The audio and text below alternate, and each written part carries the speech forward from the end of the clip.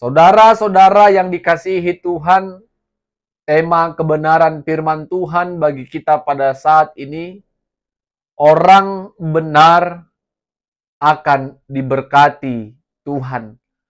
Orang benar akan diberkati Tuhan. Saudara-saudaraku, pada umumnya setiap kali kita melihat orang yang tidak melakukan kebaikan, orang yang tidak melakukan kebenaran, hidupnya lebih mengalami keberhasilan atau keberuntungan dibandingkan orang yang hidup benar, orang yang melakukan kebaikan.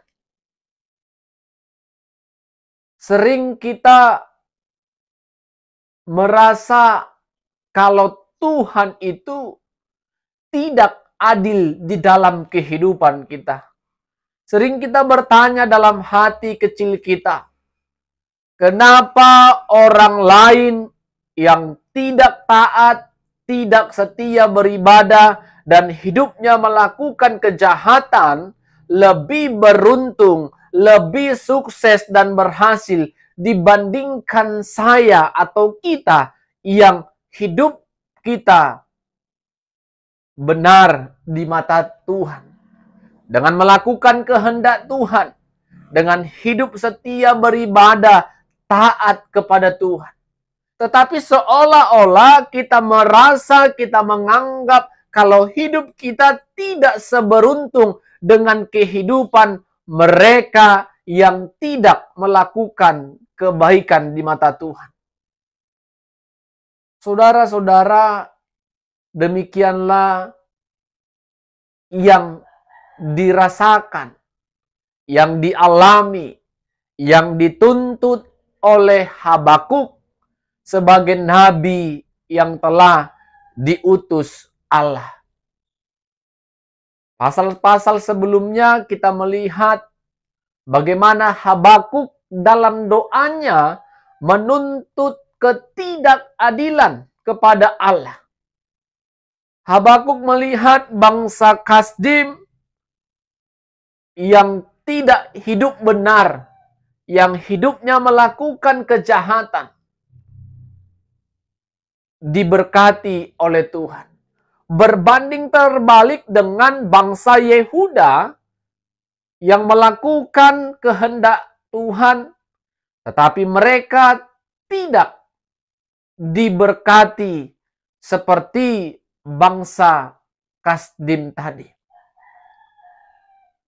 Di dalam doanya, dia menyampaikan bahwa Tuhan tidak memberikan keadilan kepada umatnya. Tuhan seolah-olah berpihak kepada bangsa Kasdim yang hidupnya melakukan kejahatan di mata Tuhan. Tetapi secara kasat mata, hidup bangsa Kasdim diberkati dan semakin diberkati. Tetapi kalau kita baca tadi pasal 2 ayat pertama, ternyata ketika Habakuk kembali berdoa, Habakuk percaya dengan imannya, dia akan menantikan jawaban doa yang telah dia sampaikan kepada Tuhan. Habakuk percaya di dalam penantiannya, di dalam pengharapannya, dalam doanya, Habakuk mengibaratkan dia menanti di menara atau tempat pengintaian. Artinya Habakuk tetap percaya kalau Tuhan sesungguhnya memberikan segala sesuatu itu indah pada waktunya. Sehingga waktu-waktu yang diberikan Tuhan terus berjalan. Mungkin secara kasat mata, mereka yang tidak hidup dalam kehendak Tuhan berhasil. Tetapi pada akhirnya orang yang tidak hidup dengan takut akan Tuhan yang berhasil ini, pada waktu-waktu yang ditentukan oleh Tuhan, mereka juga akan mengalami kebinasaan dan kehancuran. Berbeda dengan orang-orang yang tetap bertahan, hidup benar, walaupun proses keberhasilan, proses kesuksesan itu lama prosesnya, tetapi mereka lah yang akan bertahan di dalam keberhasilan dan kemenangan yang akan mereka raih. Semua waktu yang akan menjawab. Doa di dalam penantian, doa di dalam pengharapan. Habakuk percaya kalau Tuhan akan memberikan yang terbaik bagi orang yang hidup benar di mata Tuhan. Habakuk juga mengatakan orang yang membusungkan dadanya adalah orang yang tidak lurus jalannya.